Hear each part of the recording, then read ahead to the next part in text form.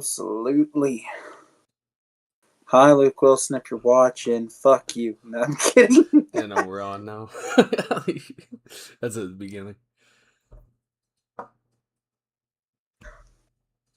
Hi, Luke Wilson, if you're watching, fuck you. No, I'm kidding. Sound all right. Oh, let me turn this off. Hello, everyone. Welcome to, week 12 coverage of Canada Gridiron? Is it 13? Am I right? 13. Yeah, 13.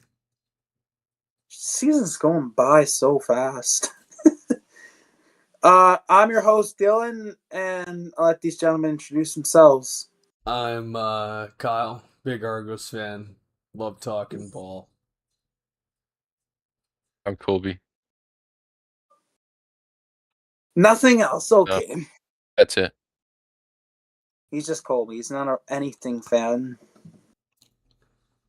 I don't like any of the teams, actually. I like just NFL hope ball. everyone has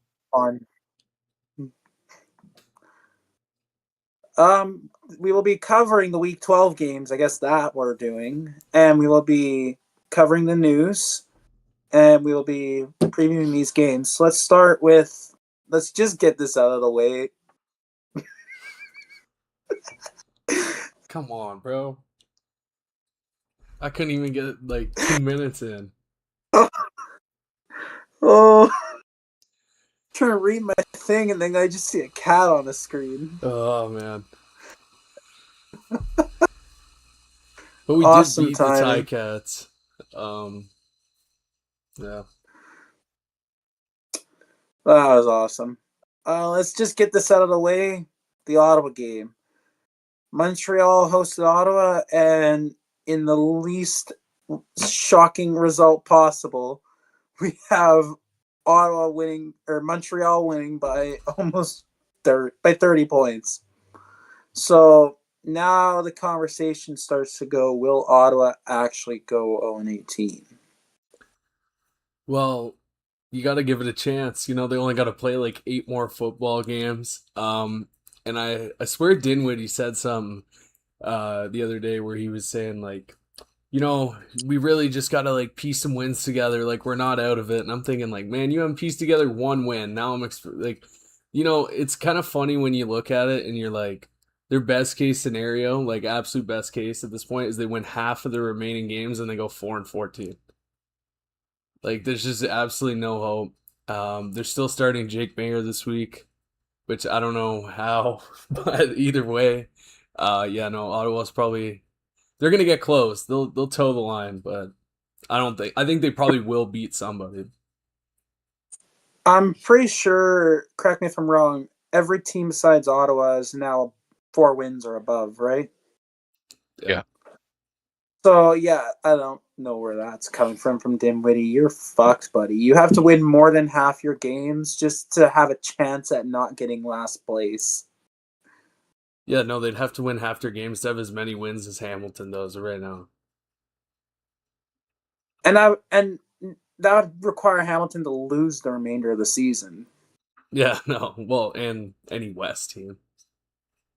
Yeah. So, Colby, do you think they're going on 18? I mean, like I said last week, probably not. But whatever game, if they happen to win one, whatever game they win will just be like a random upset win because they're not going to be favored in any of their games for the rest of the year. So, like, I kind of want to see it happen just because, I mean, it would be depressing, but it would also be kind of cool. But they'll probably grab like a random win or something before the end of the year. I see people say, oh, it's not possible because it's never been done before. If we go look at the team that got the closest to it, which was 2003 Hamilton, that team was 1-17 and they got their one win in overtime. So they were that close to not winning a single game. It is possible. Do I think it will happen? Probably not. But sorry, I just had a pop up on my screen. But yeah. I don't think it's gonna happen. What kind of pop-ups? Oh, it's a text. Oh yeah, yeah. No, but I was about to say whoever say somebody actually does lose to Ottawa, I feel for that fan base. I'm getting a bit worried this might get clipped in a few weeks, to be honest with you. But like I genuinely like I don't know who I'll feel worse for it. Like the Red Blacks for the fact that they're only gonna win maybe 2 games, or the fact that somebody's gonna have to lose to these boys if they're gonna get a win. And I mean, I don't know how you're gonna anybody's gonna feel about that because every other team's in the running for a playoff spot. So yeah, I don't know. I'd be over it. But Uh, we're if that happens, it doesn't matter which fan base it's going to be, and I'm glad it's not going to be our fan base because we're done with them for the year. We're going to see some generational crash outs, and it's going to be so funny to watch. we have to play them twice still. And like I said last week, it would be very Toronto if that was the team they beat, because even in their best seasons, they have those dumbass losses. Yeah, I could see it. Can't even argue. Uh, so let's get on a more positive topic. Can Montreal break the single season win record, Kyle? Well, kind of another topic I'm pretty sensitive about. I would like to almost see them do it just to do it. Um, but I have big agendas. I need stuff to go my way. So for the sake of it, I'll say yes. I know when you're in that position, it's not necessarily a great one to be in at the end of the day.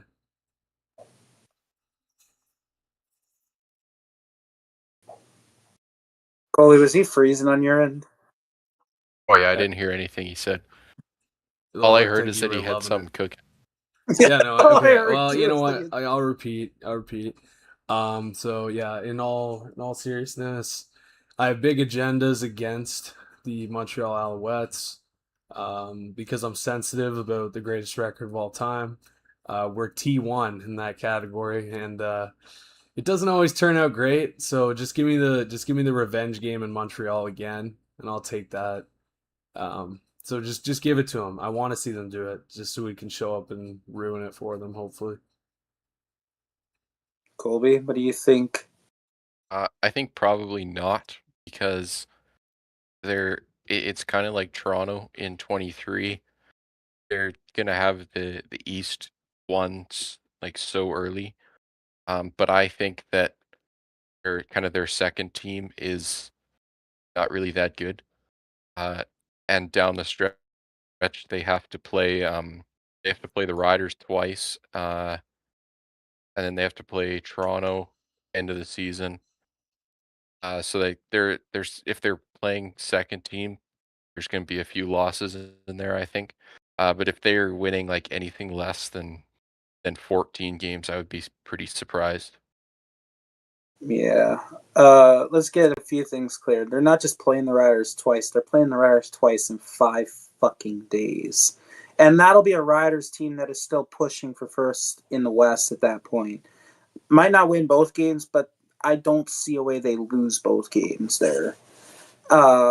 So that's already a tie. That's already 2 losses, which will at best tie you the record. And they still got to play BC twice, right? They still got Toronto twice, I believe. Yeah, I think so.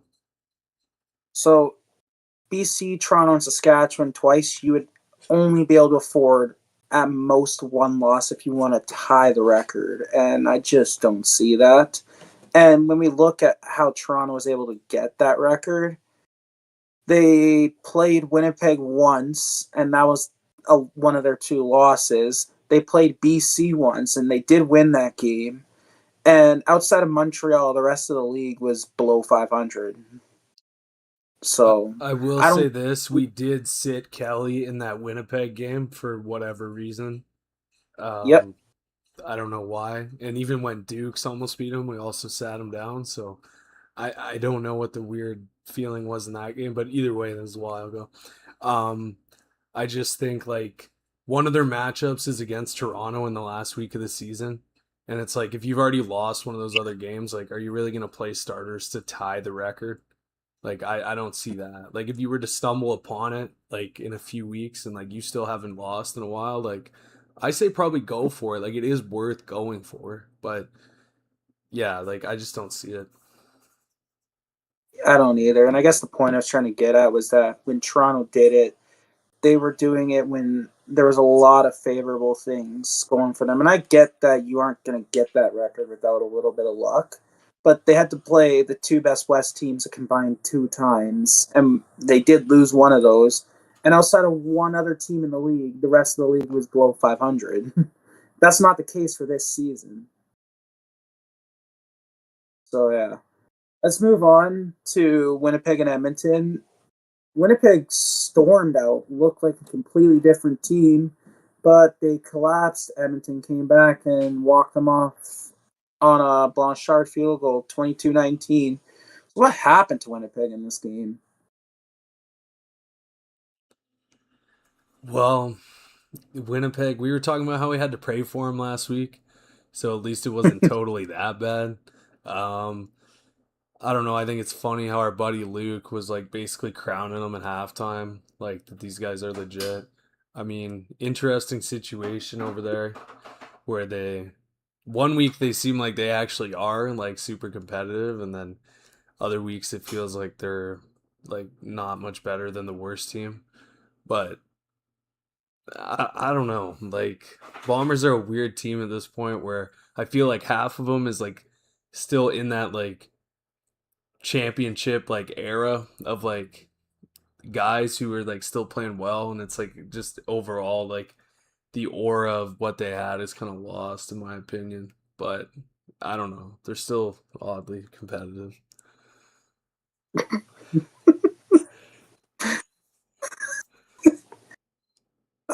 Colby, what do you think? Well, I was watching the entire game. Uh, Winnipeg had 300 yards in the first half. They had 295 yards after the third quarter, and at the end of the game, they only had 26 yards in the entire second half. And then after Oliveira had like 100 yards in the first half, he had 2 carries for 8 yards in the second half. So this is just another case of Tommy Condell being an idiot. Uh, he finds something that works great, and then he decides that he doesn't want to do that anymore. So he tries to do something else that has never worked. Uh, so they just kind of cooked themselves. They decided that they didn't feel like playing the second half, I guess. Yeah. I think you both kind of made the points that I was relatively thinking of. Condell's an idiot, and the Bombers just aren't the Bombers that they were at the start of this decade, because that Bombers team would have won the game. But this one just, they're not that good. Like, they're full of guys that just are either washed up from those days, or just they're new players that just are not good. Like, they they've lost some players in that time, and these filler players that they have not developed, and they're just not good. There's a few good players on this team, but they're definitely not this stacked team that was dominating the West for half a decade anymore. And now, on the topic of Edmonton, who can stop Edmonton in the West? Well, it's gonna have to be you guys, probably. Um, I don't know. Like all the other teams are solid. I could see BC doing it, considering they've actually beat Edmonton. But I I don't know. Like I feel like in a weird way, Edmonton is just gonna have their year where they just get out of the West after oddly not being good for so long. So I don't know. That's just kind of the vibe I'm getting. But I think the closest team to them is still Saskatchewan, and I mean you have to give BC a chance as well at this point. But everyone else, I'm not really feeling. Colby. Yeah, I mean, like Winnipeg is clearly not going to. Uh, I mean, they haven't played Calgary yet, but Calgary's pretty far behind them already. Uh, I mean, I want to say we can, but I mean, it's not looking great right now. Uh, but I mean, like, watch out for BC, man. Like, they got season series, I think. Unless Dude, they don't play a third time. no.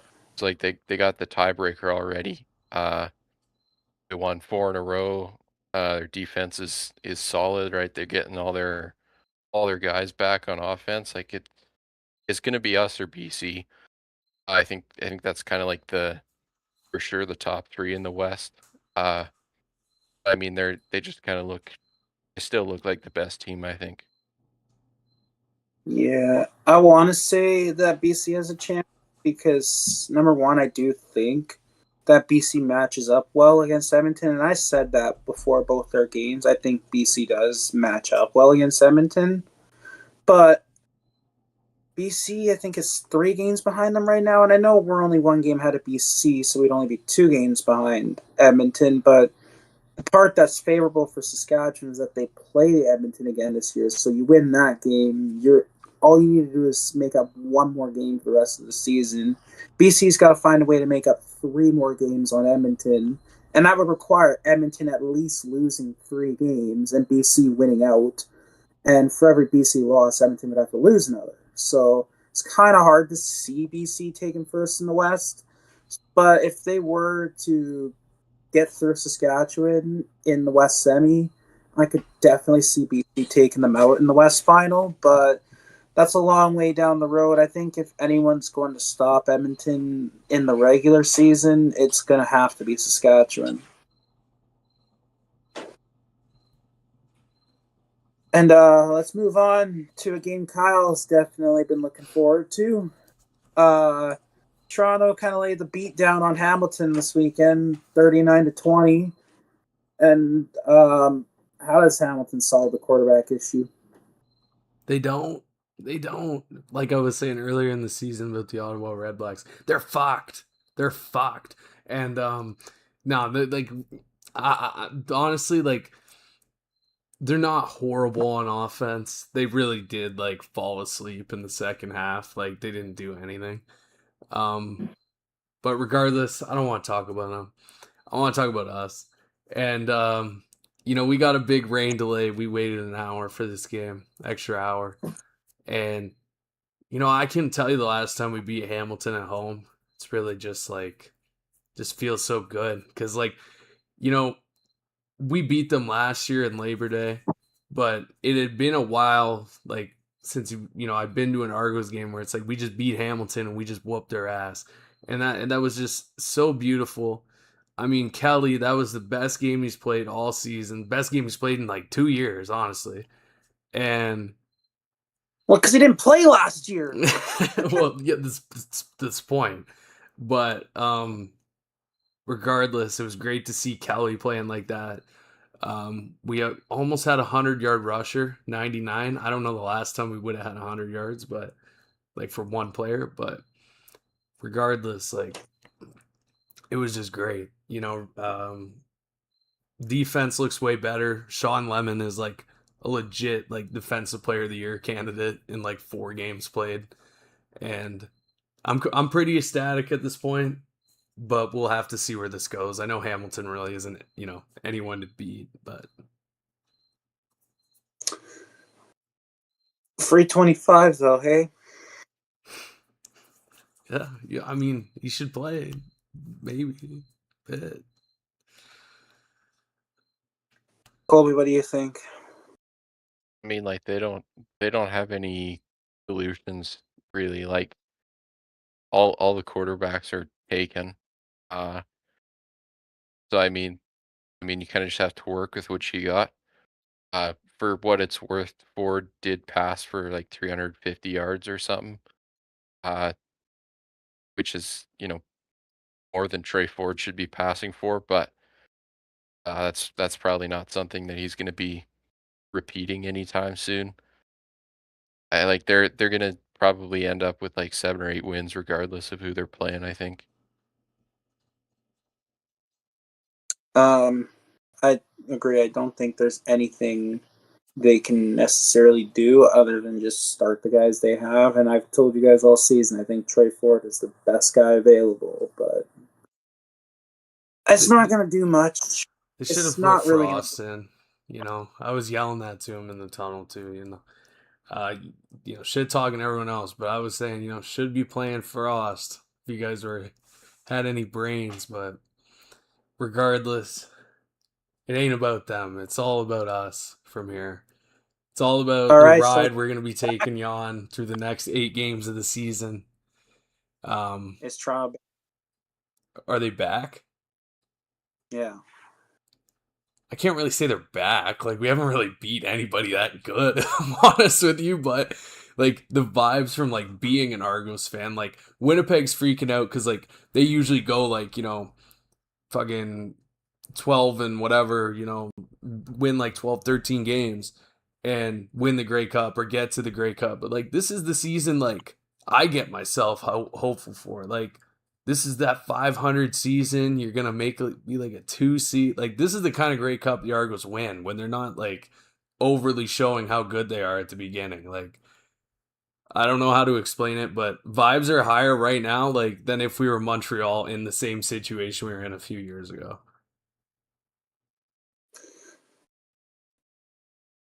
Yeah, I mean, I can't remember the last time one of these, outside of that Bomber team in COVID year, I can't remember like any like, teams that were just so dominant in the regular season and didn't fall in the playoffs. Because you look at the historic Argos, they fell in the playoffs. That 15-3 Ticats team in 2019, they fell in the playoffs. The back-to-back Stamp years, they fell in the Grey Cup. Like, yeah. So I get the Montreal thing. I think that they're going to ride this high, but there's a very good chance that it's going to end in heartbreaker in November. Is Toronto back though, Colby? I mean, like maybe. I only put that in there because they dropped 39 on a team that we only put 19 on the week before. But I mean, they're gonna have to do it again. I don't think one game is necessarily you can say they're back. We're pretty mid-sack overall. Like in a year where like everybody's like just mid, like we are like the middest of the mid. And I love it. Like because we're gonna get hot. We're gonna get hot. Season's gonna get going. We're just scratching the surface. We haven't had a game where we've hit every kick. We haven't had a game where we haven't turned the ball over at least once, throwing it. Like if to be 5-5, and don't forget we started on a 7-game road trip. I'm taking this record every time, especially if you're telling me Kelly's thrown 15 picks. We didn't have, we had to go find a new kicker. All these different factors. We lost both our tackles. Like if you look at the PFF rankings for the CFL, I guess they're still out there somewhere. 3 down posted. We have the 2 worst tackles grade wise in the whole league. And yeah. No, but I'll take the 5-5. I couldn't be more happy with that. Seriously. Yeah, I get that. It was all about surviving the summer and not about thriving because you were never going to thrive. So surviving is winning. Yeah, pretty much. All right. Can we skip the last game?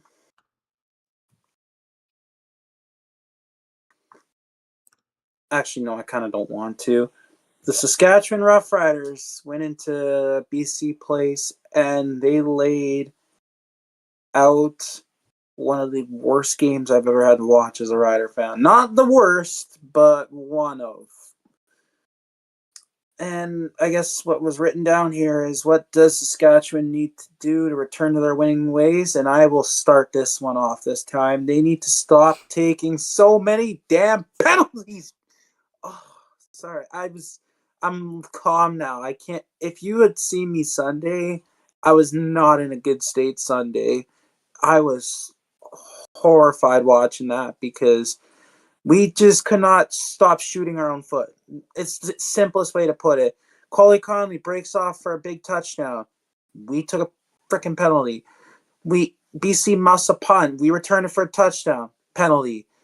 Nathan Rourke fucking threw an interception, I believe, and got called back. I'm starting to blend things together right now, but Trevor Harris throws a fucking pick when there was a wide open receiver in the end zone because he underthrew it. Trevor Harris throws to a defensive back, like straight up at the defensive back. Jackson Ford had a bad night. He was getting burned. He had a really bad play where he tried to hit a guy midair that was trying to catch the ball, and he ends up taking the fall, and the guy got through the hit. And there's just so much that went wrong. It was the sloppiest football I've ever seen from a team that has as high of a chance of winning the Grey Cup as the Riders do. This is some type of stuff you would watch Ottawa do. Like, this is the type of performance an opposing team would need to have for Ottawa to win a game. And like, the fact that we only lost by 14 is genuinely mind-blowing, and it's angering at the same time because I can look at this game and say you do this and this differently, easy win. And it's not, and you can do that for every game. But our mistakes that cost us a game were simple as a holding penalty, a face mask penalty, a no yards penalty. If you just don't do those things, we win the game. Like, that's what's angering me, is that we just couldn't get out of our own way in such an important game. Someone else talk, please, Kobe. Damn, I think you pretty much covered it there, bud. I mean, yeah, we just kind of got some penalty issues right now. I mean, the turnovers were pretty bad. Yeah, I mean, I've seen some people saying that it's nothing to worry about because we also had a 2-game losing streak last year. So I mean, like, if we win this week, then we're so back. But I mean, like Trevor. Honestly, if Trevor can just stop throwing 2 picks a game, we should be right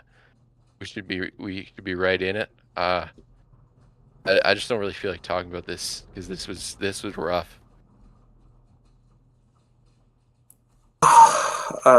Kyle, do you have anything to say? I think it's funny that the Riders are back down to earth. This is the same panel last week who told me, oh, well, there's no chance in hell. There's no chance in hell those Bombers are anywhere close to us. I don't think the Bombers are that good either, but you got to admit, you're reeling a bit here. You're maybe a little bit too caught up in this. And I've been there. You win the Grey Cup last year. I came out, fuck, man, we're Nick Arbuckle doesn't matter. None of this matters. And, you just come out and you have a squat season. Obviously, it's not the same situation, but it is always like a funny perspective to watch, like, the winning team, like, realize, like, maybe we're not, like, just going to run through everybody every year, but. I knew we were human, but, like, that was just, like, you're going to lose games. But that was just the type of performance that we shouldn't even have been near 14. Like, we lost by 14 points, and in all honesty, to anyone who watched the game, that's genuinely, like, a bad thing for BC because it's not like BC was, like, sensational this game and Saskatchewan just couldn't keep up. It was a matter of Saskatchewan took 2 touchdowns off the board and added one for BC straight off stupid mistakes, like stupid penalties. And that's a 21-point difference right there. And, like, we just the one good thing is that Hale didn't miss a kick again, so I feel I don't want to say anything. I don't want to be the jinx, but you get what I'm trying to insinuate, right? I'm not gonna say it though because I don't want to be the jinx. He's so good. We'll see. We'll see. Oh, he was never here and then gone and then back again. He was just never here. he's here now. Well, we'll see. I hope that he has turned a corner, and from his production standpoint, you can say he has. But there's still a lot of the season left to go. It could easily go south. But I have been a defender of him, and I am glad that he has gone 3 games now without a miss, because that is what you want in a kicker that's quality. Is that? But yeah, we'll give the other team a little bit of conversation. Can BC run down Edmonton and win the division despite the 1-5 start? We already talked a little bit about this, but let's give our full opinions now. We'll start with you, Kyle. Honestly, when you asked me earlier, my mind kind of broke, and I was kind of thinking about like just overall who's gonna like win the West, like by the end of the season, like playoffs and everything. No, they're not gonna catch them probably. Like, I guess if they, like you were saying before, like if they did have another matchup against Edmonton, then I would feel a bit more favorable about it. But at the same time, they're on a pretty like big hot streak right now. Like they'd have to pretty much win every single game for the rest of the season, and like, you know, also hope that like Edmonton's gonna drop games. So it's like, I don't know. It's tough to say, but they're not getting the first seed. They could definitely go to the Grey Cup. Like I think they can compete with Edmonton in that regard. They just had an off start, but they can't get the first seed pretty much at this point. Colby, just give me a second. This dude's gone. um, I mean, like, Yeah, it, there was a little bit of a delay. Sorry. oh right. Uh, I mean, like they could, I guess, in theory, but they don't really have any control over it because they don't play Edmonton for a third time. So, I mean, second is very realistic for them. I mean, they absolutely could run them down. They're probably going to need at least they're going to need, I think, at least 11 wins for that to happen. Uh, and I mean, given that you have to play Montreal twice and Saskatchewan a third time, I mean, I don't really think they're gonna, but it would be pretty interesting to see. Yeah. I don't think they will. I already talked a little bit about this. If BC were to win out the rest of the season, they have to hope Edmonton loses at least 3 games. And Edmonton's done with Montreal, and they only have 1 game against Saskatchewan, and they don't play BC again. So you can tell me where those wins are coming from. Or sorry, where those losses would come from. I guess they do have 1 game against Toronto, which could go Toronto's way, but that's still, even if they lost that 1 game to Saskatchewan, that 1 game to Toronto, they still have to find another loss. So I don't know. It's not favorable for BC to chase the 1 seed. 2 is definitely possible, as much as I hate to say it, but once they're going to be playing the West semifinal likely. So if you want to look at the Grey Cup, you got to look at it as you got to win 3 games. You can't be hoping for that 2 seed. Let's get to the news of the week. There was a lot of news in Riderville this week. Saskatchewan signs Shamar Bridges as Samuel Emelis hits the 6-game injured list for the second time this season. I'll let Colby debrief a little bit about this. I mean, yeah, it's rough. I did say last week, kind of as a joke, that I wanted to bring Bridges in, but now that Emilus is on the 6 game again, it's actually looking like it could be a pretty good signing. Sounds like he'll probably play this week. He's been running with the first team, so I mean, you got to remember this dude he was insane as a rookie, right? So he kind of just got pushed under the rug when they brought in Kenny Lawler, but this guy can be pretty good. Um, and then for Emless, I mean, it's just a story of the season, right? You got every freaking guy on the 6 game.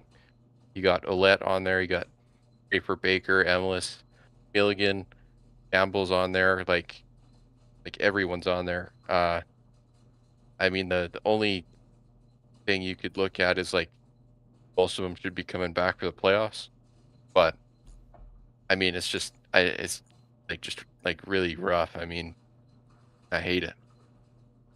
Yeah, me too. I really hate the way the Samuel Emlis thing went down because if you just get hurt running a route or trying to catch a ball or whatever it is, like I understand that it sucks, but it's part of the game. Trevor Harris on third down, down 14 with like a minute left. Nice tail. Trevor Harris down 14 with under a minute left on third and 10 throws a hospital ball to Samuel Emlis. Like he makes him have to jump for that ball with like two line defenders around him and ends up landing funny on his back. Like, are we really risking the health of a guy who just got off the 6 game injured list in a situation like this? That is horrible, horrible game management. For a guy that's pretty good at game management, that was a horrible decision. I would have much rather just kneeled the game away than have had that play happen.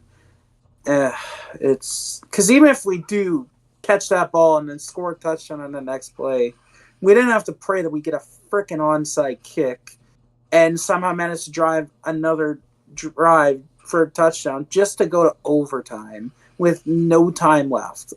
It was a lost cause. It literally was a lost cause. So yeah, Shamar Bridges is not.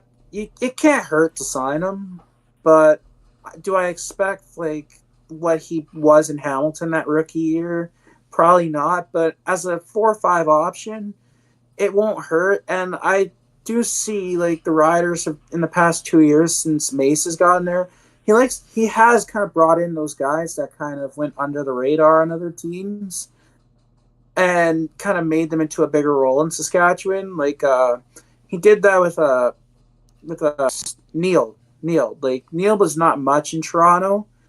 He did win too, right, Cos? But like, what was he really doing He there? showed And then flashes. I knew he he was showed good. flash. He showed flashes, but like he didn't really achieve much outside of the team achievements. And then Saskatchewan brings him in, and he looks like a he looks like a star. He wasn't a star, but he looked much better, and so much so that Winnipeg threw him some money to reel him in, and he's not doing much in Winnipeg. So Corey Mace knows how to plug and play these type of guys into outperforming their abilities. So we'll see how the Shamar Bridges signing goes. Kyle? I feel like I was actually on here last week saying that you guys were probably going to sign him, so I'm not really too surprised. It's better than signing Gino. I think it's pretty set in stone that like Gino's done. Like who else is really gonna go pick him up at this point? Like unless somebody has some sort of receiver injury, like there's just no reason to go and get him. So I think it's kind of maybe the game Saskatchewan was playing. They kind of knew they needed another, end of the depth chart kind of receiver, and they were just kind of waiting out Gino, considering nobody was really going to sign him anyways, and see who else comes available. So I think it's a good move. Like um, I actually think he could be something here for just patching up the team while it gets healthy. Yeah. And Kobe, you're gonna have to explain this one to me because you wrote the notes this week. You always want to score touchdowns. Period. End of story. Tommy Condell. Yeah, I put this in there just because I thought it was hilarious. Um, Winnipeg posted that on their Instagram, and that Tommy Condell said that. And I think it's crazy that you are under all this fire of being a horrible offensive coordinator and not knowing how to manage your players. And he says that the goal in football is to score touchdowns. And And they I read posted that. that. That's worse. Yeah, I know they actually posted that on their Instagram. That's why I just thought that was so hilarious that this guy that has one of the worst red zone offenses that I've ever seen is saying that the goal is to score touchdowns and he can't figure out how to do it. Yeah, that's funny. Now let's get to previewing these games. The first one is Montreal is traveling to Winnipeg, and all we can ask is there any way for Winnipeg to win this game other than hope and pray? It's another hope and pray week for those fucking Bombers, man. we'll see what happens. I think I was gonna say it's gonna be competitive. I was gonna say fuck that. Probably won't be competitive. Montreal can outscore these guys like no tomorrow. Like, I mean, still will probably just be like Winnipeg home game stays close, but they can't hang with Montreal in terms of scoring points. Like, I can't see it unless like fucking 2013 Zach's about to pull up and start doing some crazy shit. Like, it's not happening. Colby. Yeah, just some more hopes and prayers, I guess. Like if you can't beat Edmonton, you're absolutely not beating Montreal. Uh, Montreal's like they could have this game wrapped up by halftime, honestly.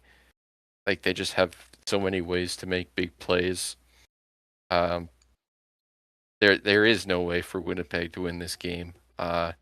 Which is exactly why I want to watch it because it feels like more often we're saying this every week that Winnipeg has just run out of ways to win games. It's just crazy. I think the fall off, man, it's got to be studied. I mean, you can't be good forever.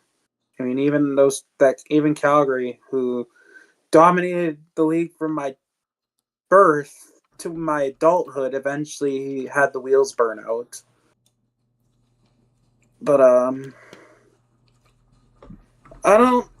I mean, obviously, any given Sunday, Winnipeg can win this game, but like realistically, if Montreal is running through Edmonton and all these other teams, like, what's Winnipeg gonna do? Gonna throw Willie Jefferson at Davis Alexander? Punk is not doing anything. Like, he may get one bat down, great. Second down, you're gonna still get toasted. We fucking one bat down in the first quarter. Fucking get that going. They'll already be down by like 13 when he's doing that. He'll do the somersault too. Yeah. He's like a 35-year-old man. Unk doesn't have it anymore. I met him at the Grey Cup. He's a nice guy. When I was playing high school football, he just randomly showed up on my field one day. That was when he was in Saskatchewan, and I'm just like, oh, well, that's cool. I'll get a picture with him. I guess you're not that old. I was gonna say, holy shit, that would have been a problem, but I guess you're not that old, are you? Well, his last year was 2018. That would have been my 11th grade year. I guess yeah, you wouldn't be playing high school football anyways. Never mind. But Yeah. the way you worded it made it sound like you had to go against him, and I'm like, that's a fucking problem. 11-year-old me versus college Willie Jefferson. That would be fun. I don't want to say what that would be. Moving on.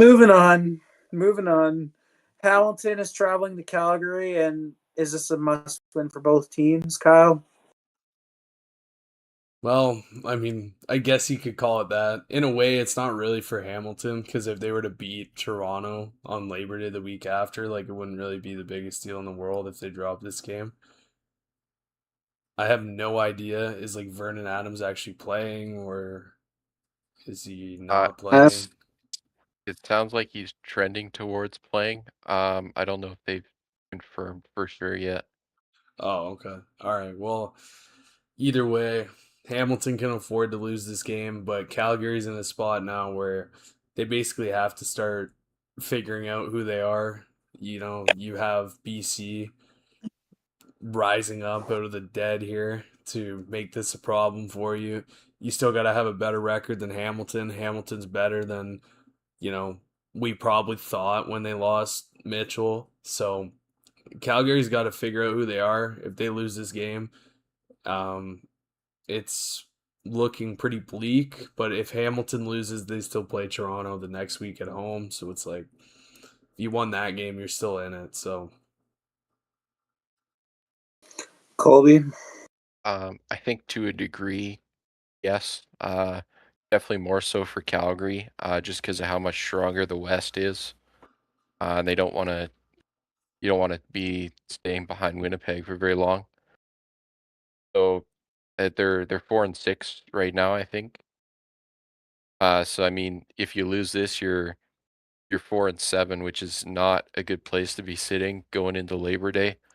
I mean, if they can win this and then win Labor Day, I mean, you're talking about possibly running back to a home playoff game. But if they lose this, they're not in a good spot for like any kind of playoff picture. So Calgary will definitely need this one more. But I mean, if Hamilton picks up a win here, that's big for them too. Yeah, they're just on bye week, and sometime over the weekend, I was listening to the Green Zone, which for Kyle, because he probably won't know it, that's just Rider Talk Radio, um, and they were talking about like the West Division, and they made a great point where I didn't even notice this until now about Calgary, is that they have not won a single game this year where they have scored under 40 points. So it's kind of alarming that your offense has to score 40 points for your team to win a game. And not that they can't do that, but that is not sustainable football. So I think if Calgary wants to get on the right track, the defense has to do something. And this would definitely be the game to do it because you are probably going to go up against 2 or 3 backup quarterbacks this week. Not 3, but like you're probably going to be playing Trey Ford, and if you can punch him in the guts, maybe you'll get Harrison Frost too. But like Calgary's defense has to do something because you cannot rely on your offense to be scoring 40 points. So I do think this is less of a must-win game because at the end of the day, the Bombers are still right there, and all you got to do is get fourth and then beat out whoever third in the East is, and you're at least a playoff team. And I do agree with what you guys said with Hamilton. They're not in a bad spot because if you can win Labor Day, it's like none of this happened. But it's definitely kind of one of those games where both teams are looking at this like we kind of need this one. Not literally, but kind of figuratively, they need this because it's going to hurt their season if they can't get this. Because, yes, Hamilton can erase all this with a Labor Day win, but do we really think that's going to happen? I mean, they're due to beat us on Labor Day, to be honest. Like, I feel like when I like first became an Argos fan, it was like, you get excited for Labor Day, but we're probably losing and in some fashion. And then, the last few years it's like I feel like they've only beat us like one time in like the last like 4 years. So the way the records are all time, like Hamilton is kind of due to win again, but I'm not trying to buy into that as much. So I guess we'll see, but They did beat you in 2024. They swept you that year. no, but I mean like yeah, so but we would have beat him in 23. I think we would have lost You them in beat them. 22 and then fuck. We beat them last year and then I feel like we beat I don't know, whatever. All blurs together. I only think about the times I win. I'm undefeated in the times I win. Exactly. Colby, you have anything to Uh, say? I already talked about this. Yeah. Sorry. I do actually. I'm just reading injury reports. Um, for the Winnipeg game. Uh, Oliveira has not practiced at all this week, and he's questionable to play. Oh, Winnipeg's So, chances are gone. so if there was anything left for Winnipeg, it might be gone. Oh boy. Uh, yeah, let's forget about that. Let's move on to our game of the week. Toronto is in Saskatchewan for the second time this year. No idea why this couldn't have been in Toronto, but here we are in Saskatchewan. Can Saskatchewan get their revenge and for that game earlier this year? And can Saskatchewan get back on track, or does Toronto just have their number, Kyle? Well, I do kind of think earlier in the year I didn't expect us to win that game. I would have expected us to be more sharpened for the rematch, but now I'm kind of feeling, you know, my 5-5 record seems a little too good, probably for the quality that I've seen. If we're just being honest, so I do think we probably will lose this game, as much as it pains me to say, just because I think last time you guys were coming in on a winning streak, you were due to lose. This time you're coming in on a losing streak, you're due to win. So unfortunately, I actually do think the Riders are going to win this game. I wish I would fight it more, but it's kind of just the feeling I've been getting all week. Colby? I mean, I'm kind of on the fence here.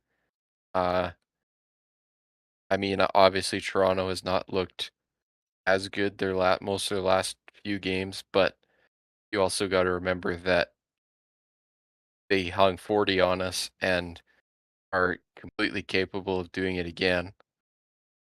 So I mean, like, statistically, we should be able to get a win here, but like until I like actually see them stop committing the penalties and start scoring points again, like I just don't have a lot of confidence picking the Riders. I mean, I guess I'll pick them out of principle, but like this is such a 50-50 for me. I do think that a lot of what Kyle said is right, but I'm not going to sit here and run my mouth, because the times I do run my mouth, it never ends well for me. So I'm not going to sit here and talk about how, I think the Riders are going to win, this, that. I think the Riders are going to win. I think Kyle listed a lot of the reasons why. I wouldn't be shocked if Toronto came out and won this game. And if Toronto does beat us this game, you're kind of starting to look at Saskatchewan in like a dangerous perspective. Like, what is going on? Is there a fall off? Like, is this team like really as good as we thought they were? Like, we're gonna get into that kind of territory, but that's part of the reason why I don't think we're gonna lose, because I don't think we're this bad that we're gonna just drop 3 games in a row in a season like this. But I think the Riders are going to win. I'm going to leave it at that before I say something that's going to come back to bite me. I will say this. I do think it is another one of those games that is like you were saying, like very like identity based. Like you could really change the perspective fully on Toronto if they were to win this game. Like they would be considered potentially like maybe a top 3 team. Like they have to play Hamilton after this and then Ottawa. So, you got to like your chances at that point of building up some wins. And yeah, we still got Ottawa twice. Like it's a weird feeling, because for Saskatchewan, they would be almost falling off the map in a way. And Toronto could really be making a push to be considered not just total mid-sack, and maybe actually one of the better teams. Now, if you were to beat us, you would actually move ahead of us in the standings, and you would have 2 wins against us. So I think it would absolutely be a fair claim to say you are a top 3 team in the league at that point. As much as it doesn't really feel like it, I guess it would be true. Like I don't know how to argue it. Yeah. 6-5 team being a top 3. Well, if we lose, we're 6-5 too. So. Yeah, but we wouldn't be top 3 if we lose. Here's the thing: no one outside of Edmonton and Montreal, no one would be above 6-5. So there's got to be a 6-5 top 3 team, and I think it would be the one that won 2 games against the other 6-5 team. Now, BC is right there too, so they are in consideration. But I also will say that this is where Saskatchewan's got to make up the ground, because we are a game and a half back of Edmonton. But as of right now, we do still control our destiny. Edmonton is on bye this week. You get a win, you move back to 1 game behind. Edmonton can't do anything about it. And then you got that game later in the year where all you have to do is win, and that's the ground made up. So this is definitely a game that the Riders need to look at and say, okay, it is kind of important to win this game.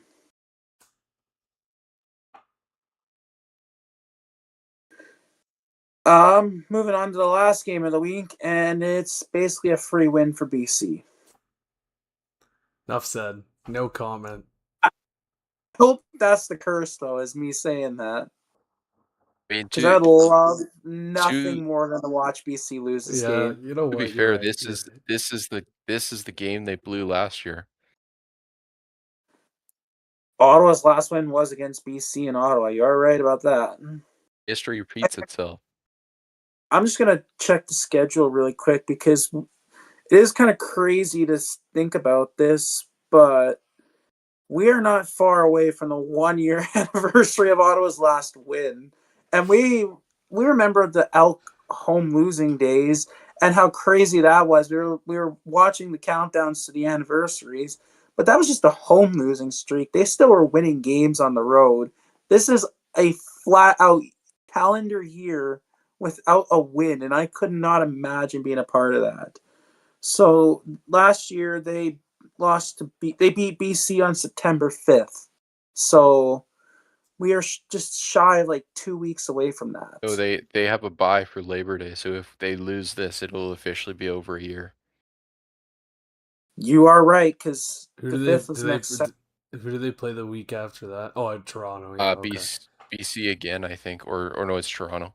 It's Toronto, Yeah. but yeah, the 5th is next Saturday. So if they don't play after that, so they got to win this game or they're going on a calendar losing year. Toronto might be a top 3 team by then. Like, it's gonna be a problem.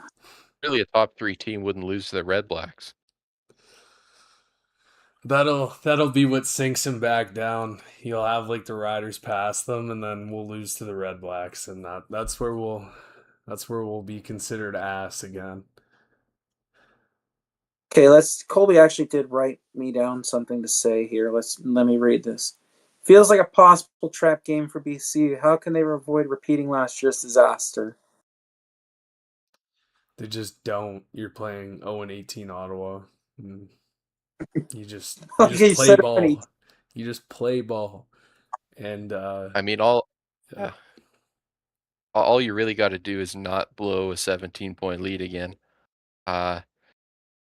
Don't be playing like the worst prevent defense I've ever seen on the last drive. Really some basic things to not lose this game. Like last year they should have absolutely won it. So just don't do what you did last year. I And feel like Rourke this is an threw a easy lot of win. picks too in that. Did he? I don't In the remember. fourth, I feel like he coughed up like 2 picks as well. I remember White missed the field goal. That's what Oh, allowed okay. them to get the win. uh, with like a minute and a half, Ottawa turned the ball over on down, and BC got two and outed. They didn't kill enough time, so they had to punt.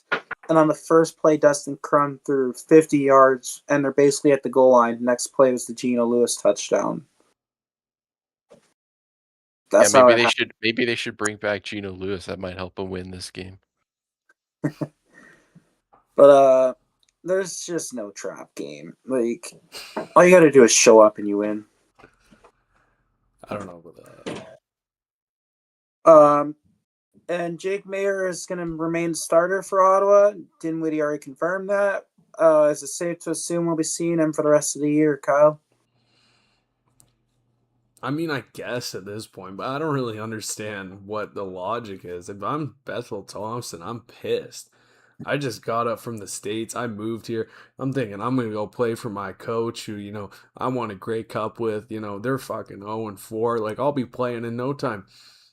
And there they are. Just totally non existent with MBT playing time. Granted, he's not going to change the culture here necessarily, but at least give your fans something to watch. Like, I mean, what is the point in bringing out the same quarterback you're 0-10 with? And maybe it's not entirely his fault, but it's just not. You're at risk at this point of losing a lot of fans. You haven't won a game in almost a year. You basically can't fire your head coach if you go 0-18.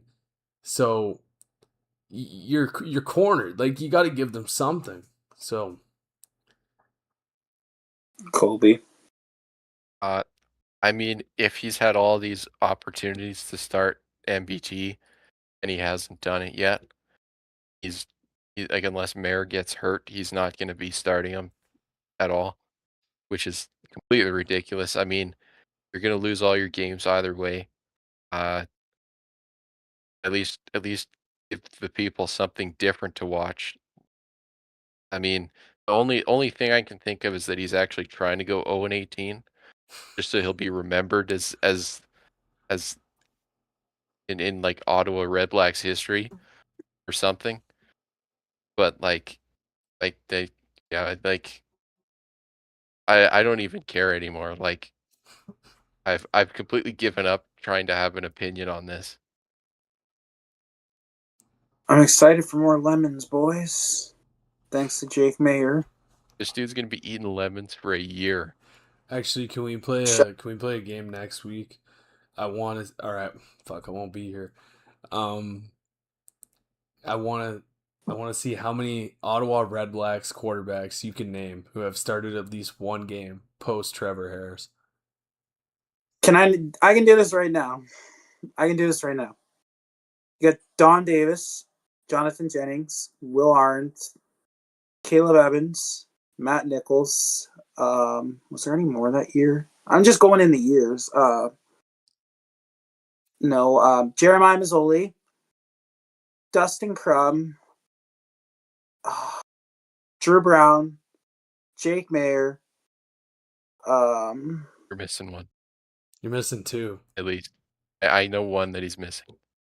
Okay, just give me a minute. I can get this. Nick Arbuckle.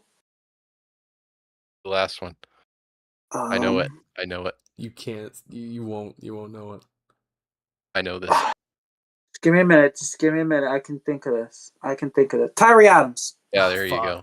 Fuck. I really didn't think you'd get that. I was doing that the other day, and I was like, thought about Will Arndt, man. And I was like, shit, what a time. And I forgot about Jonathan Jennings though. So that was a. Oh, I don't know how. too. Yeah. Did I say that? Yeah, Yeah, you you did say him. Yeah. Oh, I think Will Arndt's like a quarterback coach in the Broncos now. Oof.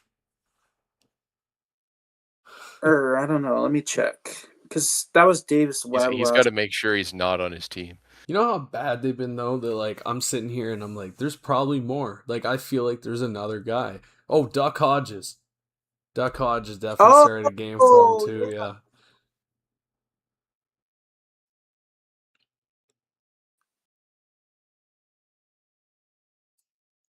No, he's not on the Broncos. I don't know what I saw. Maybe it was a different quarterback, but yeah. We don't need to keep talking about Ottawa. Let's wrap this episode up. Thank you guys so much for watching this episode of Canada Gridiron. We will see you next week for Labor Day coverage.